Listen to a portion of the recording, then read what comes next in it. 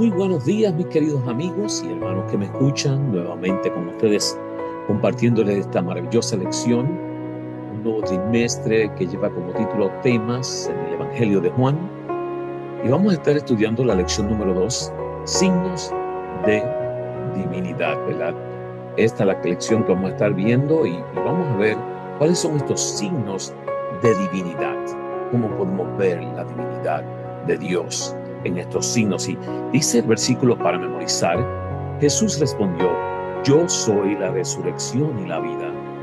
El que cree en mí, aunque muera, vivirá. Todo el que vive y cree en mí no morirá para siempre. ¿Crees esto? Juan 11, 25 y 26. La Biblia deja en claro que Jesucristo es el Hijo eterno, uno con el Padre, no creado ni engendrado. Jesús es quien creó todo lo que existe en Juan 1, 1 al 3. Por lo tanto, Jesús siempre ha existido.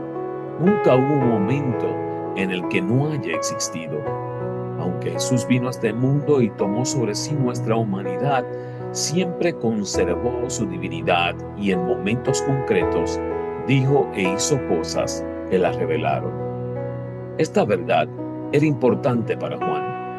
Por eso, al relatar algunos de los milagros de Jesús, Juan lo utilizó para señalar la divinidad de Cristo. Jesús no solo dijo cosas que revelaban su divinidad, sino también respaldó sus palabras con hechos que la corroboraron. La lección de esta semana examina 3 de las mayores señales o evidencias de la divinidad de Jesús. Lo sorprendente es que en cada caso, algunas personas no creyeron en el milagro y no percibieron su significado. Algunas de ellas se alejaron de Jesús, otras profundizaron su ceguera espiritual y otras tramaron la muerte de Jesús. Aún otros aceptaron la evidencia que se les ofreció y creyeron en Jesús como el Mesías. Vamos a estar viendo lo que vamos a estar estudiando esta semana. Lo vamos a delinear aquí. Desde el inicio de su evangelio, Juan quiere dejar una cosa en claro: Jesús es Dios. En Juan 1:1 no se limita a narrar las evidencias o señales de esa divinidad, como la resurrección de Lázaro, sino que las complementa con las palabras mismas de Jesús, como el sermón que siguió a la alimentación de los 5,000, o con las palabras de sus seguidores, como en el caso del ciego de nacimiento. ¿Quién es Jesús? ¿Qué dijo él de sí mismo? Y miren los puntos que vamos a estar tocando esta semana en esta lección. Yo soy el pan de vida, el profeta que había de venir en Juan 6, 1 al 15. El pan que descendió del cielo, Juan 6, 16 al 36. Yo soy la luz del mundo. Una vida iluminada, Juan 9, 1 al 16, y eligiendo las tinieblas, Juan 9, 17 al 34. Yo soy la resurrección y la vida, la resurrección de Lázaro, Juan 11, 1 al 44. Y estos son los temas que vamos a estar estudiando esta semana, mientras repasamos esta maravillosa lección, ¿verdad? Yo soy el pan de vida. El profeta que había de venir, dice: aquellos hombres entonces, viendo la señal que Jesús había hecho, dijeron: este verdaderamente es el profeta que había de venir al mundo. Juan 6, 14. Así es que al ellos ver lo que Jesús hacía, se daban cuenta quién verdaderamente él era. Eliseo multiplicó los panes de cebada, pero nadie pensó que el profeta que había de venir, en 2 de Reyes 4, 42 al 44. Porque después de multiplicar los panes, la multitud relacionó a Jesús con el profeta Mesías anunciado por Moisés. Así es que hubo una relación entre el Mesías, ¿verdad?, y Moisés. Y vamos a ver qué relaciones habían allí. Sacó a Israel de Egipto en Pascua, en Éxodos 12, 12 al 14, 29 al 32, y este fue Moisés. Jesús se acercaba a la Pascua en Juan 6, 4. Moisés subió al Sinaí en Éxodos 32, 2 Y Jesús subió a la montaña en Juan 6:3. Si podemos ver los paralelismos, los israelitas fueron puestos a prueba en Deuteronomios 8:2-3, y Jesús puso a prueba a Felipe en Juan 6:5-6. Alimentó con maná, pan de ángeles, en Salmo 78:25 Moisés, y multiplicó los panes Jesús en Juan 6:11. Ordenó recoger el maná en Éxodos 16:15-16, y Jesús ordenó recoger las sobras en Juan 6:12. Moisés lideró las 12 tribus de Israel en Éxodos 24:4, y Jesús se recogieron 12 cestas en Juan 6:13. Moisés anunció la llegada del profeta en Deuteronomios 18:15, y Jesús lo reconocieron como el profeta en Juan 6:14. Veamos un poco el pan que descendió del cielo para que podamos entender un poco más de qué estamos hablando allí. Porque el pan de Dios es aquel que descendió del cielo y da vida al mundo, en Juan 6:33. La multitud vio en Jesús el líder perfecto para liderarlos de Roma. Alimentaría las tropas y curaría sus heridas. Pero Jesús se negó a ser coronado rey en Juan 6:14-15. Al reencontrarse con la multitud al día siguiente, Jesús les habló con claridad en Juan 6:22-26. No quería satisfacer solo sus necesidades físicas. Había venido a darles vida eterna. Yo soy el pan de vida en Juan 6:35. Y con esta expresión y otras similares, Jesús se identificó con Dios, el yo soy, que habló cara a cara con Moisés en Éxodos 3:13-14. Y allí donde podemos ver la divinidad de Jesús y cómo se presentaba para que se pudiera ver. Miren lo que dice en Juan 6:35. Yo soy el pan de vida. En Juan 8:12, yo soy la luz del mundo. En Juan 10:7-9, yo soy la puerta. En Juan 10:11-14, yo soy el buen pastor. En Juan 11:25, yo soy la resurrección. En Juan 14:6, yo soy el camino. Y en Juan 15:1-5, yo soy la vid verdadera. Y como vamos viendo, mis queridos, en cada una de estas presentaciones en diferentes textos en el libro de Juan, presenta quién verdaderamente era Jesús, la divinidad de Jesús, para que pudieran comprenderla, para que pudieran entenderla. Y miren lo que nos dicen más adelante acá hablando, yo soy la luz del mundo. Veamos de esta luz una vida iluminada. Respondió Jesús, no es que pecó ni sus padres, sino para que las obras de Dios se manifiesten en él en Juan 9:3. ¿Nos enfermamos porque hemos pecado? Es la pregunta. ¿Se enferman nuestros hijos por culpa de nuestros pecados? Estas eran las preguntas que rondaban por la mente de los discípulos cuando Jesús les llamó la atención sobre una persona que había nacido ciega en Juan 9:1-2. La relación pecado y enfermedad quedó clara, por ejemplo, en la curación del paralítico de Betesda en Juan 5:14. Sin embargo, esta enfermedad, como muchas otras que nos afectan, era de un origen distinto, relacionada con el pecado que nos rodea, pero sin relación alguna con algún pecado personal o parental. Con un acto que recordaba la creación del hombre, Jesús iluminó la vida de este ciego, dándole la vida en Juan 9:6-7 y Génesis 2:7 también podemos hablar de esa ceguera, ¿verdad? Tras el milagro, Juan nos relata sus consecuencias en Juan 9:8-16. Y fíjense, el ex ciego cree en Jesús como el enviado en Siloé, y los fariseos lo rechazan porque sana en sábado. Pero ¿cómo puede un hombre pecador hacer estas señales en Juan 9:16? Una vida iluminada. Aquella vida del ciego volvió a ver, y aquellos hombres volvieron a seguir en su ceguera porque no querían ver quién era el que había hecho la sanidad. Nada más y nada menos.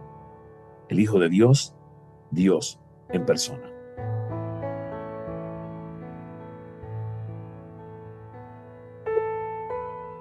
Veamos. Eligiendo las tinieblas. Y aquí nos dice en Juan 9:29, nosotros sabemos que Dios ha hablado a Moisés pero respecto a ese no sabemos de dónde sea, en Juan 9:29. Fíjense en el texto, nosotros sabemos que Dios ha hablado a Moisés, pero respecto a a Jesús, no sabemos de dónde sea. Antes de realizar el milagro, Jesús había declarado: entre tanto que estoy en el mundo, luz soy del mundo, en Juan 9:5. Fíjense lo que dice ciego y fariseo, la comparación allí.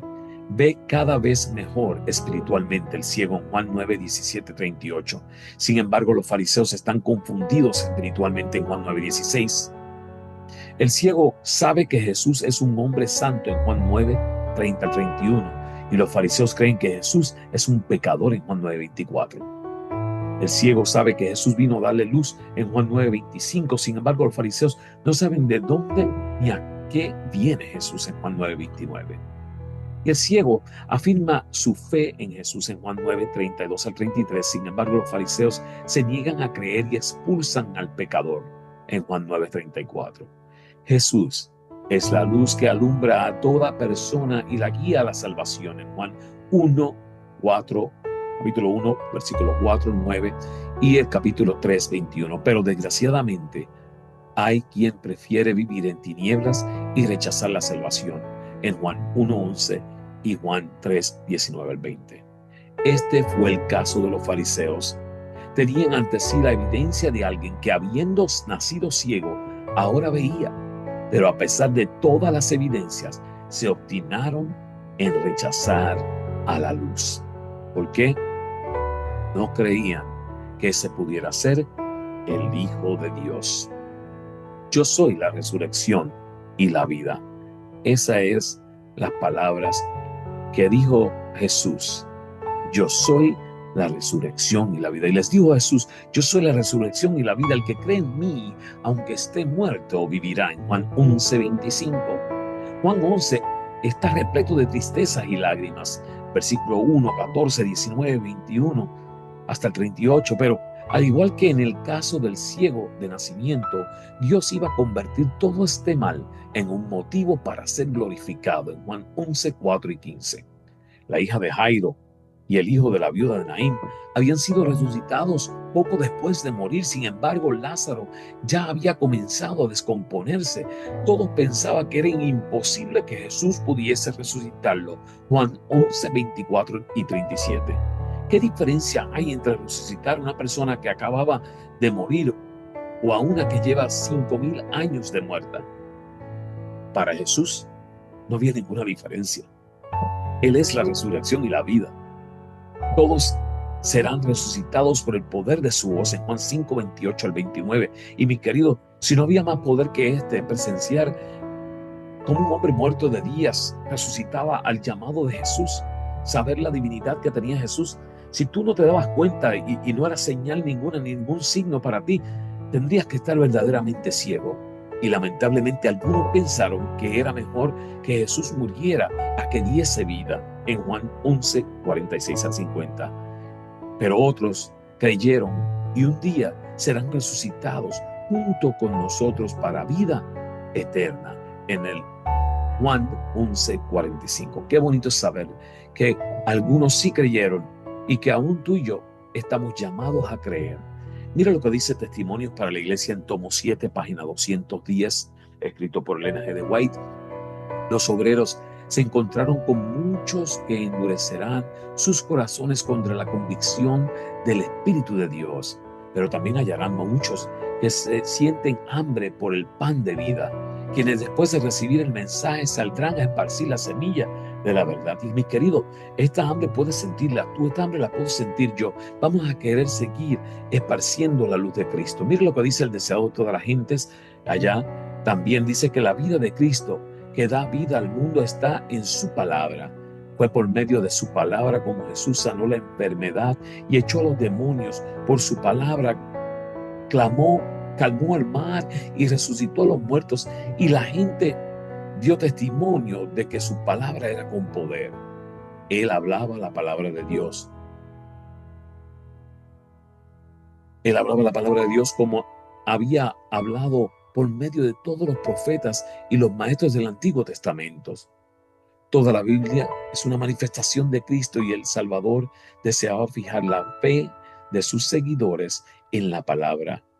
Cuando su presencia visible se hubiese retirado de la palabra, debía ser la fuente de poder para ellos. Y como su maestro, habían de vivir de toda palabra que sale de la boca de Dios, allá en Mateo 4:4. Y así como nuestra vida física es sostenida por el alimento, nuestra vida espiritual es sostenida por la palabra de Dios. Y cada alma ha de recibir vida desde la palabra de Dios para sí. Así como debemos comer por nosotros mismos a fin de recibir nutrimiento, así hemos de recibir la palabra por nosotros mismos. No debemos simplemente obtenerla por medio de otra mente. Debemos estudiar cuidadosamente la Biblia, pidiendo a Dios la ayuda del Espíritu Santo a fin de comprender su palabra. El deseado de toda la gente, página 354 y 355. Mis queridos, estas personas que estuvieron alrededor de Jesús pudieron haber visto todos esos signos de divinidad que se estaban desarrollando a su alrededor. Simplemente querían posiblemente no creer en lo que estaban viendo. Era tan real que no querían prestar atención. Y te pregunto en esta mañana, a ti, mi querido, que me escuchas, ¿tú aceptas estas señales de divinidad de Jesús? Oramos. Amante Padre, que habitas en las alturas de los cielos, te damos gracias porque tú nos has cuidado, tú nos has ayudado, tú has estado con nosotros cada minuto y cada instante de nuestra vida.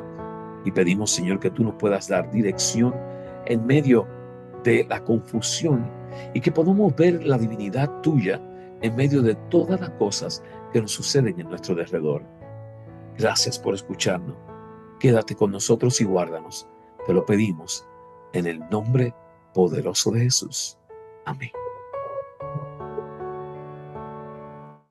Mis queridos, como siempre, te rogamos que puedas compartir esta lección con otros a través de YouTube. Suscríbete a mi canal, Joseph Class. Puedes allí recibir esta lección semanal. Igual puedes entrar ahora también por Spotify. Puedes escucharla en Spotify, puedes escucharla en podcast, puedes escucharla en iHeartRadio. Y mis queridos, simplemente tienen que buscar en su buscador lección de escuela sabática, comentarios, y allí vas a poder recibir esta lección para que la puedas compartir con otros y puedan conocer de la poderosa palabra de Dios. Dios te bendiga, Dios te guarde.